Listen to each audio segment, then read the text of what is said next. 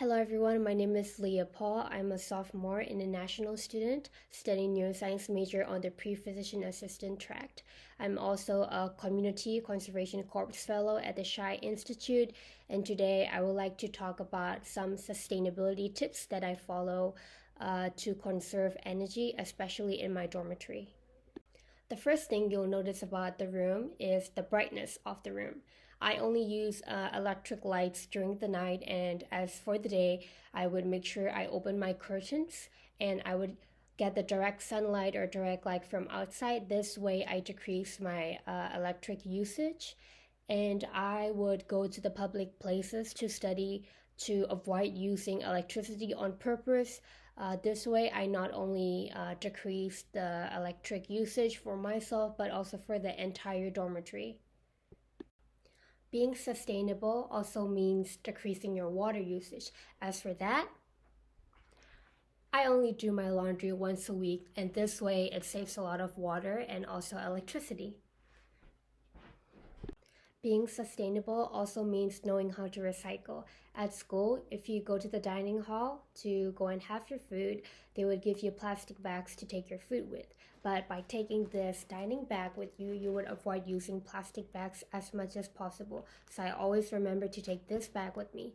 But if I had to take a plastic bag, I would make sure that I clean the bag afterwards, dry it, tie it in a very knotted form, and reuse it as a rubbish bag. This way, I would avoid buying and using the black rubbish bag that also decrease the trash. So this is a great way of recycling at school.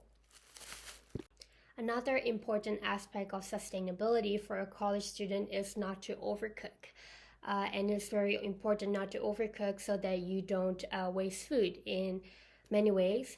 As for me, I like making rice, so I make sure that I don't overcook the rice within that day, because if you eat the rice for the next day, it smells bad and this would result in food waste. So for my cooking method, I only use half a bottle of this rice here. I put it in my rice cooker, and that's it for the day. I make sure I finish this within the day, and for the next day, I would cook the same amount every single day. This way, I prevent food waste as much as possible.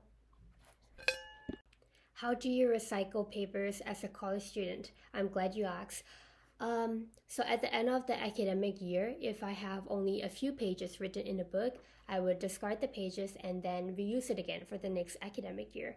But if I have unneeded textbooks, or if I have textbooks that I won't be using anymore, I make sure that I donate it to an organization. It could be off campus, on campus, but I make sure that I donate it to the organization that they would need or they would have great values for it.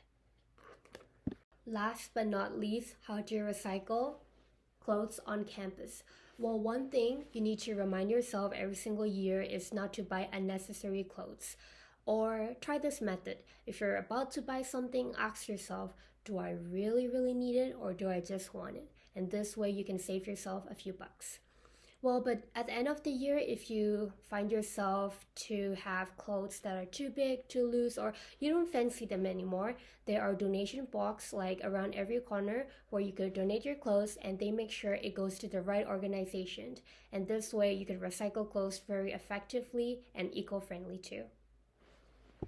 Well, those are so far all the tips I follow living in a dormitory to be eco-friendly, sustainable, but to be aware that every single action counts for sustainability. Thank you very much for being with me, and I hope you enjoyed the video.